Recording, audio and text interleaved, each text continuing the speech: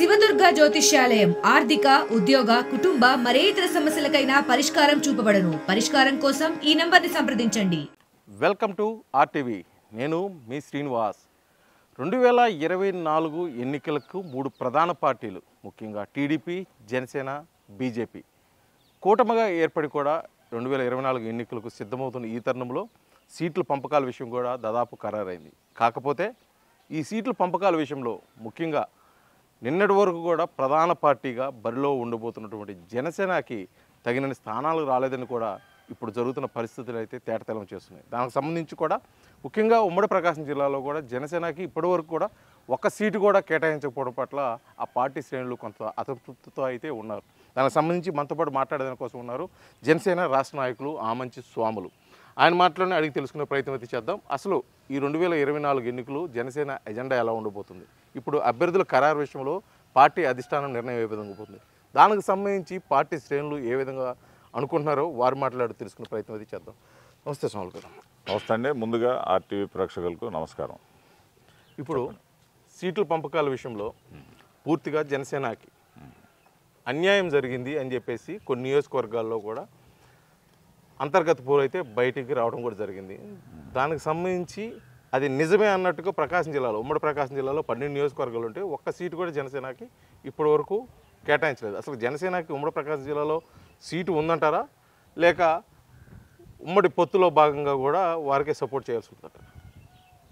ఇవన్నీ కూడా ఏంటంటే దాదాపు అంటే చంద్రబాబు గారు జైల్లో ఉన్నప్పుడు పవన్ కళ్యాణ్ గారు వెళ్ళి ఆయన్ని కలిసి అక్కడే పొత్తు ప్రకటించిన దగ్గర నుంచి ఈ రోజు వరకు చూస్తే మనకంటే జనానికి చాలా అడ్వాన్స్గా ఆలోచన చేసి గమనించే శక్తి గల రోజులు ఇవి. ఈరోజు చూస్తామంటే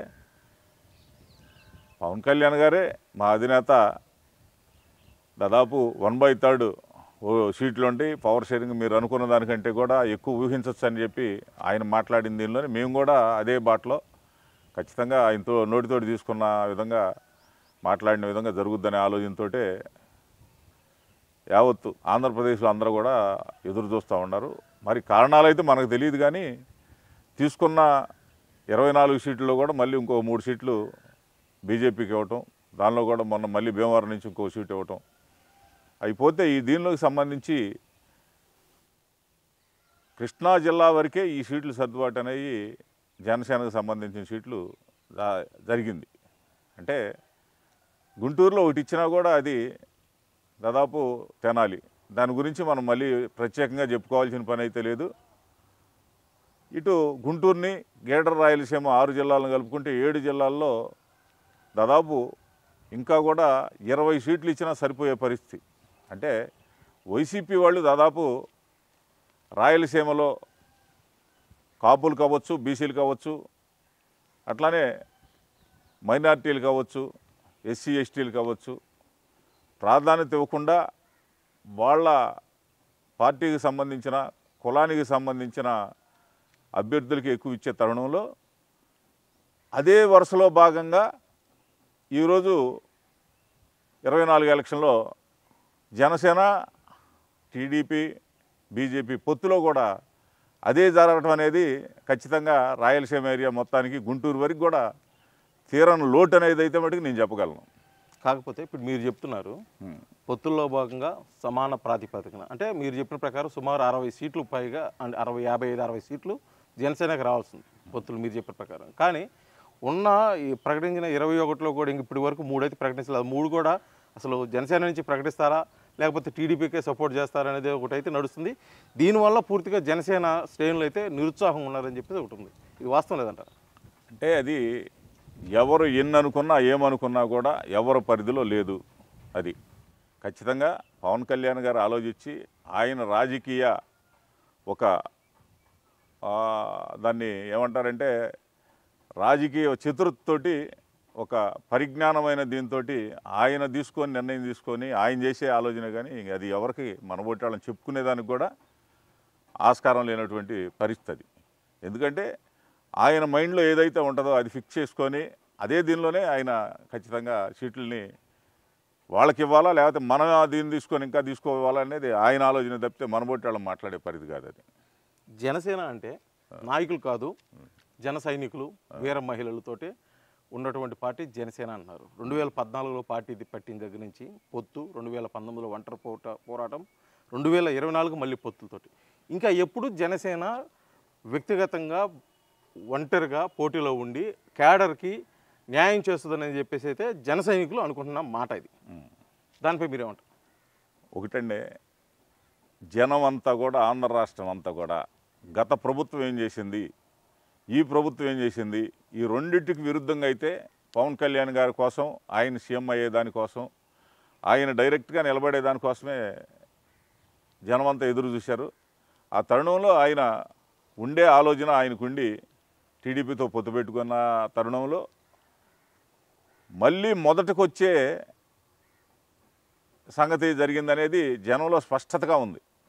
ఇది ఆయన ఏదైతే పెద్ద మనసుతోటి టీడీపీతో బీజేపీతో పొత్తు పెట్టుకున్న దీనిలో రాబోయే రోజుల్లో మనం వెయిట్ చేసి చూడాల్సింది తప్పితే ముందుగా ఇది కాదు ఇది మనం చెప్పుకునేదానికి ఆస్కారమే లేదు. ఎందుకంటే ఈరోజు జనం కోరుకున్నది వేరు. ఈరోజు పవన్ కళ్యాణ్ గారు మనసులో ఒక ఇది సెట్ చేసుకొని దాని ప్రకారం ఒక ప్లాన్ ఆఫ్ యాక్షన్ ప్రకారం వెళ్ళే దీనిలో వ్యూహం నాకు వదిలేయండి, నాకు పెద్ద వ్యూహం ఉందని చెప్పే దీనిలో ఖచ్చితంగా ఆయనకి మనసులో ఏదో పెద్ద వ్యూహం ఉంటేనే చేస్తాడనేది ఆయనని అనుసరించే దీనిలో ఇంకా తక్కిన కేడర్ అంతా కూడా ఖచ్చితంగా ఈ దీనిలో ఎదురు చూస్తారు. ఖచ్చితంగా ఆయన మీద ఆయన నమ్మకంగా ఉంది, ఆయన నమ్ముకొని ఉన్నాళ్ళు. లేకపోతే ఏదైతే మా బూటాళ్ళమంతా కూడా ఏదైతే ఫిక్స్ చేసుకొని ఆయన ఎమ్మటి నడవాలనుకున్నామో ఖచ్చితంగా అందరం నడుస్తాం. జనసేన పార్టీ నాది, నేను ఖచ్చితంగా పవన్ కళ్యాణ్ గారు ఎమ్మటే నడుస్తాను. రాబోయే రోజుల్లో జనం కోరుకునే విధంగా మటుకి కళ్యాణ్ గారు ద్వారా ఏదన్నా సరైన అద్భుతమైన ఫలితాలు జనసేన పార్టీకి కానీ ఆయన్ని ఫాలో అయ్యే వాళ్ళకి కానీ రాని పక్షంలో మటుకు ఖచ్చితంగా అది ఎలక్షన్ తర్వాత మనం ఊహించాల్సింది తప్పితే ఇప్పుడైతే దాని గురించి మనం చెప్పుకోవటం వేస్ట్. సరే, మీరు అన్నట్టు ఎంత వ్యూహం ఉన్నా సరే మీరు జనసేన పార్టీలోకి రాకముందు ఒక ప్రధాన పార్టీకి మీ సోదరుడి కామంచి కృష్ణమోహన్కి బ్యాక్ బోన్గా ఉండి సపోర్ట్ చేశారు. దానికి ముందు కూడా మీరు రాష్ట్ర కాపు నాయకుడు. ఒక రకంగా తీసుకుంటే ఇప్పుడు ముద్రగడ పద్మనాభం వైసీపీలోకి వెళ్ళిపోయాడు. ఎందుకంటే పవన్ కళ్యాణ్ విధి విధానాలు నచ్చగాయని చెప్పేసి ఒక బహిరంగ చెప్పి కూడా వెళ్ళిపోయారు. అటువంటిది ఇప్పుడు ఉమ్మడి ప్రకాశం జిల్లాలో గట్టి నాయకుడు, పెద్ద నాయకుడు ఉన్నటువంటి ఆ మంచి స్వాములకే ఇప్పుడు వరకు సీటు ఖరారు చేయలేదు, ఖరారు చేస్తారని నమ్మకం కూడా లేదు. ఇది పార్టీ శ్రేణులు ఏ విధంగా తీసుకోవచ్చు? పార్టీ శ్రేణులు ఏదైనా తీసుకోవటం అంటే ఏంటంటే పాపం పవన్ కళ్యాణ్ గారి ఆలోచన మేరకు అయితే ఖచ్చితంగా దాన్ని ఏదైనా కానీ ఒక ఆలోచనతో నాబోటాడికి అన్యాయం చేయాలన్న ఆలోచన అయితే ఉండదు. ఇప్పుడు కలిసిన పొత్తులో ఏంటంటే గతంలో కొన్ని సన్నివేశాలు నాకు టీడీపీ వాళ్ళకి అవ్వచ్చు, వైసీపీ వాళ్ళకి జరిగిన తరుణంలో వీటన్నిటిని దృష్టిలో పెట్టుకొని మనమైతే ఒక వ్యక్తిని మాట్లాడతాం, మనల్ని ఎవరన్నా ఒక వ్యక్తి మాట్లాడితే వ్యక్తిగా భావిస్తాం అంతే. ఇందులో భాగంగా నాకు సీటు పోయేదానికి కారణంగా ఖచ్చితంగా దారుణమైన ఒక విచిత్రమైన పోకడ జరిగిందనేది జనంలో అయితే మా కేడర్లో నన్ను వందల వేల మంది ఫోన్ చేసిన సందర్భంలో నా దగ్గర వ్యక్తపరిచింది అయితే ఈ కూటమిలో నీకు సీట్ ఇవ్వరు అనేది ఒక ఇప్పటి నుంచి కాదు 2 నెలల నుంచి 3 నెలల నుంచి జరుగుతున్నటువంటి నానుడిది. దాన్ని ఖచ్చితంగా కాదు, ఇది కుట్ర కాదు, స్వాములు అనే వ్యక్తి ఖచ్చితంగా పార్టీకి ఉపయోగపడతాడు, జనసేన పార్టీకి దానిలో భాగంగా అండదండగా తెలుగుదేశానికి కూడా ఉంటాడు అని చంద్రబాబు గారు భావించి పెద్ద మనసుతోటి జనం అనుకునేది కాదు, నా మైండ్ వేరుగా ఉంటుంది, నేను జనం అనుకునే టైప్ వ్యక్తిని కాదనేది ఆయన చేయగలిగితే నాకు సీట్ వచ్చుద్ది తప్పితే పొరపాటును కూడా రాదనేదే నాకు.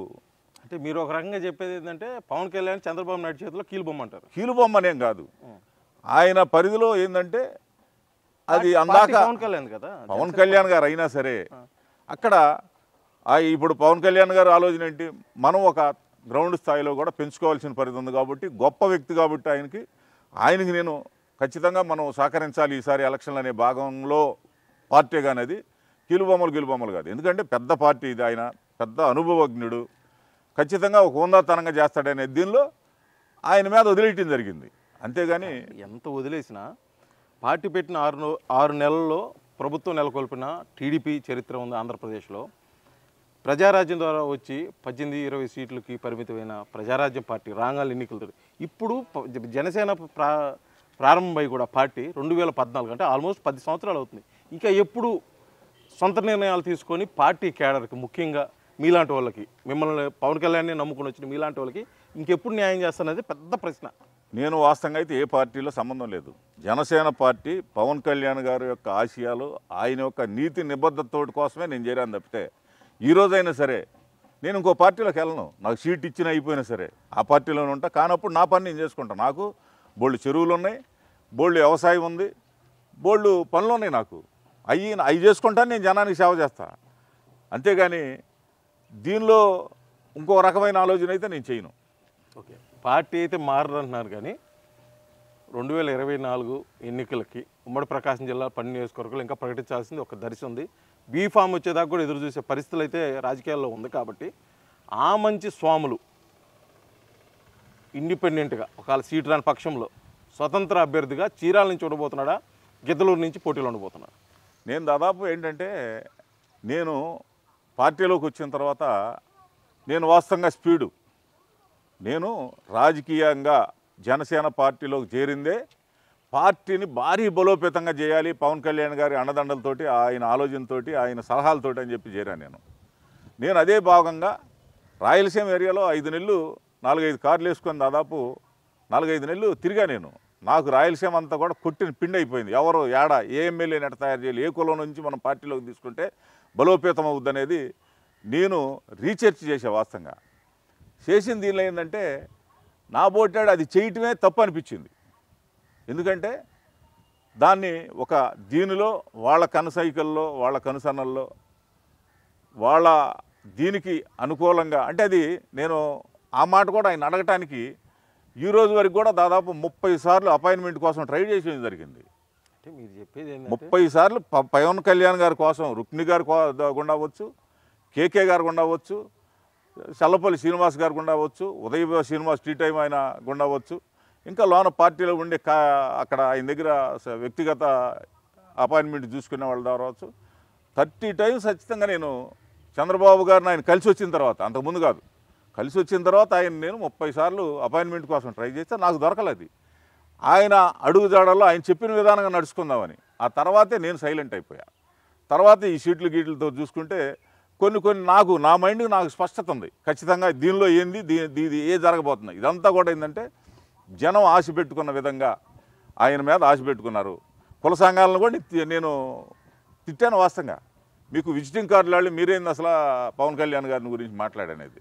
అట్లానే ఐఏఎస్ ఐపీఎస్ వాళ్ళని కూడా రిటైర్డ్ వాళ్ళని నేను మీరు పద్ధతి కాదు అది మార్చుకోండి అని కూడా నేను చెప్పడం జరిగింది. ఇవన్నీ ఎందుకంటే కులము దేనికి సంబంధం లేకుండానే 98% పవన్ కళ్యాణ్ గారు అద్భుతాలు చేస్తారు. ఖచ్చితంగా 24లో ఆయన సీఎంగా చూడాలి.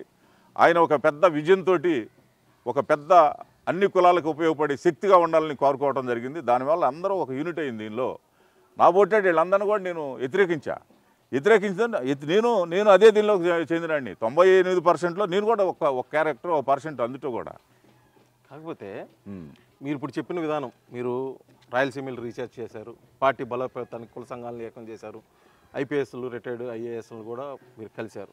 కాకపోతే ఇప్పుడు మీరంతా చెప్పిన విధానంగా చూసుకుంటే పవన్ కళ్యాణ్ అతను పోకడతో అతను పోతున్నాడు తప్పితే కష్టపడే వరకు ప్రాధాన్యత లేదనేది ఒక క్లారిటీ ఉంది.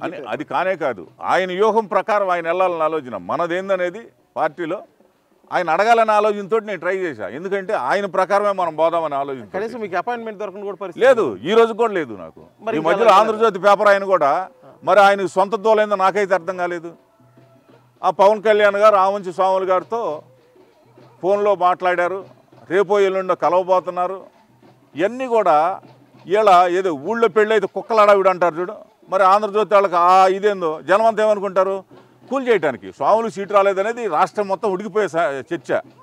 దాన్ని సలగొట్టడానికి ఏంది వీళ్ళు నీళ్లు తాగటం అనమాట. దాన్ని ఇప్పుడు పవన్ కళ్యాణ్ మీకు అపాయింట్మెంట్ ఇవ్వన పరిస్థితిని మిమ్మల్ని నమ్ముకున్న మీ క్యాడర్కి అయితేమి, కాపు సంఘం నాయకులకైతేమి మీరు ఏ విధంగా తీసుకోవచ్చు అంటారు దీన్ని? ఎందుకంటే మీకే ఆమంచి స్వాములు అంటే ఒక రకంగా కాపు నాయకుడు అండి, రాష్ట్రంలో మొదటి నుంచి కూడా కాపు నాయకుడు. మీకే అపాయింట్మెంట్ ఇవ్వకోకుండా జనసేనలో మీరు అంటి పెట్టుకుని ఉంటాం, ఇది ఇంకా జనసేనకి మీరు ఇంకా నమ్ముతున్నారా ఈ పరిస్థితిలో కూడా? ఇంకొకటండి, మీరు నమ్ముతారా నమ్మరు అనేది కాదు. అపాయింట్మెంట్ గురించి అంటే మరి ఆయన ఫుల్ ఇప్పుడు మోదీ గారి స్థాయిలో, చంద్రబాబు గారి స్థాయిలో బిజీగా ఉంటారు ఆయన. దానివల్ల కాకపోవచ్చు, దాని ఏముంది అసలు. అది కాకపోతే ఏంటంటే నేను ఒక విధి విధానం ఆయన అడుగుజాడల్లో నడవాలనే ఆలోచనతో నేను 30 సార్లు ట్రై చేశా. కానీ ఈరోజు కూడా లేదు. ఈరోజు జ్యోతి పేపర్ వాళ్ళు కావాలని దాన్ని డైవర్ట్ చేయడానికి రాయటం తప్పితే అది వాస్తవం కాదు అసలు. అది నన్ను పిలవలేదు, నన్ను పలకరియలేదు. నేను ఈ మధ్యలో 2 సార్లు మనోహర్ గారి దగ్గరికి వెళ్ళొచ్చాను. ఆయన దగ్గరికి వెళ్ళినప్పుడల్లా ఏం చెబుతారు, మీకు గిద్దలూరు తాలూకా పవన్ కళ్యాణ్ గారు చాలా సుముఖంగా ఉన్నారు, మీకు పవన్ కళ్యాణ్ గారు సుముఖంగా ఉన్నారు గిద్దలూరుకి అని చెబుతారు. అట్లానే నేను ఇవన్నీ కాదు, 2 కాళ్ళు పడవల మీద కాళ్ళు పెట్టడం కరెక్ట్ కాదని చెప్పి నేను చీరాల సమన్వయకర్తగా రిజైన్ చేశాను. పార్టీకి కాదు. ఎందుకు చేశానంటే ఇక్కడ చీరాల్లో ఒక దారుణమైన లుచ్చ రాజకీయాలు జరుగుతూ ఉంటాయి. నేను ఎప్పుడైనా సరే ముక్కుసూటిగా ఉంటాడా, కుతంత్రమైన కుచిత్రమైన విధానాలతో కూడుకున్న రాజకీయాలను చీరాల్లో అమలు పరుస్తూ ఉన్నారు. జనానికి అందరికీ తెలుసు అదంతా కూడా. స్వచ్ఛంగా ఏంటి స్వాములు అనేది ఈ మధ్యలో జరుగుతున్న ఈ రాజకీయ కుట్రలు, కోణాలు, ఈ వదంతులు ఇవన్నీ కూడా జనానికి అందరికీ తెలుస్తుంది. అందుకని నాకు ఎడ ఇష్టం లేదు. అయినా సరే మనోహర్ గారు చెప్పారు, మీకు చీరాలు బాగుంది కాబట్టి కృష్ణమోహన్ కూడా కలిసి మీరు చేస్తే ఈడ వైసీపీ వాళ్ళని ఓడియచ్చు కాబట్టి అది కూడా ఏదన్నా ఇచ్చేయమంటే కృష్ణమోహన్ కబురు చేసి తెల్లా నేను మాట్లాడొచ్చాను. నాకు టీడీపీలో ఏదో నేను ఇంకో రకంగా ట్రై చేసుకుంటున్నాను, కాదు నేను కానీ ఏదైనా వేసే కాడికి వస్తే నువ్వు సహకరించు, నీకేదైనా వచ్చేటట్టు నేను సహకరిస్తాను అని చెప్పి చెప్పడం జరిగింది. దీని ప్రకారంగా మళ్ళీ మనోహర్ గారిని నేను కలిసి చెప్పొచ్చాను, ఈ రకంగా జరిగింది సార్, కృష్ణమోహన్ ఇట్లా పిలిపించాడు, నేను వెళ్ళాను మాట్లాడుకున్నాం, దాని పరంగా కూడా మీరు చెప్పిన దానికి కూడా నేను కరెక్ట్ చేసుకున్నాను. సరే, ఇంత జరిగింది. ఇప్పుడు ఆ మంచి స్వాములు 2024 ఎన్నికల్లో పార్టీ తరఫున కానీ స్వతంత్ర అభ్యర్థిగా కానీ బరిలో ఉంటున్నాడా, ఉండడా? జనం అధిష్టానం అభిప్రాయం మేరకే, జనం యొక్క అభిమానం అభిప్రాయం మేరకే నేను చేస్తా. ఇదంతా జంబాంబ రాజకీయాలు ఇప్పుడు జరుగుతున్నాయి. జంబాంబ రాజకీయాలు ఈరోజు 24లో జరిగే రాజకీయాలు. ఇవాళ కేవలం జగన్మోహన్ రెడ్డి అనే వ్యక్తి మీద ఉన్న వ్యతిరేకతనే కేవలం వీళ్ళు చేసుకొని ఫస్ట్లో జరుగుతున్నటువంటి రాజకీయాలు వేరు. పవన్ కళ్యాణ్ గారు చంద్రబాబు గారితో మాట్లాడిన తర్వాత ఈ వ్యతిరేకత అనేది తగ్గలేదనే కోణంలో వాళ్ళ ఇష్టం వచ్చిన సర్వేలు లేదు, వ్యక్తిగతం లేదు, వాళ్ళ ఇష్టం వచ్చిన పోకళ్ళు వాళ్ళు పోతున్నారు తప్పితే ఈరోజు ఇది మళ్ళీ ఇంకా టైం ఉంది, మే దాకా టైం ఉంది. ఒక అహంకారమైన ధోరణిలో ఒక మంచి వ్యక్తిత్వం గల నాయకుల్ని పోగొట్టుకొని ఇష్టం వచ్చినట్టు ఇష్టారాజ్యంగా వాళ్ళ రాజకీయంగా చేసుకుంటే అది కూడా జనం చూస్తారు. ఒక కోణం, మెయిన్ కోణం జరుగుతూ ఉంది, కేవలం జగన్మోహన్ రెడ్డి మీద వ్యతిరేకమైన విధానం జరుగుతుందనే దాన్ని దృష్టిలో పెట్టుకొని పెద్ద నాయకులను కూడా మంచాల కిందకి నెట్టే ప్రయత్నం చేయడం అనేది బట్టి అది కరెక్ట్ కానే కాదు. అది ఖచ్చితంగా కూడా వ్యతిరేకిస్తారు జనం. దేనికి దానికే జగన్ ఉంటే జగన్ ఉంటుంది. వీళ్ళు సరైన విధానాల్లో నడవకపోతే ఖచ్చితంగా జనం దానికి కూడా గుణపాఠాలు చెబుతారు. ఆ గుణపాఠంలో చెప్పే భాగంగా కూడా ఆమంచి కృష్ణమోహన్ తమ్ముడు ఆమంచి స్వాములు అన్న ఇద్దరూ కలిసి అవసరమైతే 2014లో ఆమంచి కృష్ణమోహన్ నవోదయం పార్టీ ద్వారా స్వతంత్ర అభ్యర్థిగా బరిలో దిగారు. మరోసారి చీరాల నుంచి స్వతంత్ర అభ్యర్థిగా దిగి కర్ణం వెంకటేష్ని ఎదుర్కొని పోతున్నాడని చెప్పేది ఒక ప్రచారం నడుస్తుంది. అది వాస్తవం లేదా? ఒకటండి, ఇలా రాజకీయ నాయకుడికి ఒక శత్రుత్వం మిత్రుత్వం అనేది ఉండదు. నేను కాకపోతే ఏంటంటే ముక్సుడిగా పోయేవాడిని కాబట్టి కొన్నిట్లో నేను జ్వరపడతా. రాజకీయ నాయకులది విధానం అది కాదు కదా. వాళ్ళు ఇవాళ మంచి ఉండొచ్చు, రేపు చెడ్డ ఉండొచ్చు, ఒకళ్ళకొకళ్ళ శత్రుత్వాలు లేకపోతే ఒకళ్ళకొకళ్ళు సాధించగలరు. ఇవాళ నేనుండా నన్ను కేవలం ఆర్థికంగా దెబ్బ కొట్టింది మా వాళ్ళే. నాకు వైసీపీ వాళ్ళు అన్యాయం చేయాలా, టీడీపీ వాళ్ళు అన్యాయం చేయాలి, ఎవరు చేయలేదు. నేనే మా వాళ్ళే నన్ను అన్యాయం చేశారు, రూపాయి పరంగా 100 రకాల దెబ్బలు కొట్టారు. అయినా నేను ఓర్చుకున్నా. దీనిలో భాగంగా రేపు మీరు చెప్పేది జరుగుద్ది అనేది నేనెంట చెబుతాను.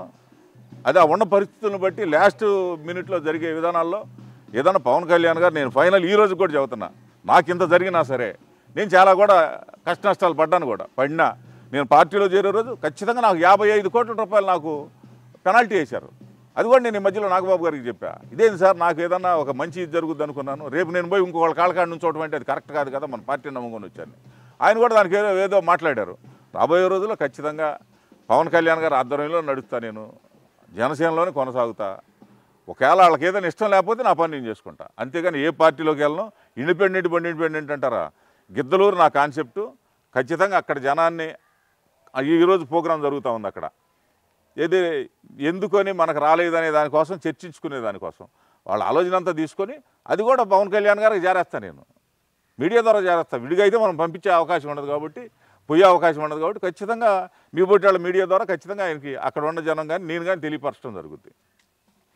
ఇది మొత్తానికైతే ఉమ్మడి ప్రకాశం జిల్లాలో ఉన్నటువంటి పొత్తుల రాజకీయం అయితే కూడా సజావుగా లేదు. అదేవిధంగా రాష్ట్ర స్థాయిలో కూడా జనసేన ఈసారి 2024 ఎన్నికలకు పొత్తులతో వెళ్ళటం కూడా ఒక రకంగా కూడా పార్టీకి నష్టం చేకూర్చే విధంగా కూడా ఉంది.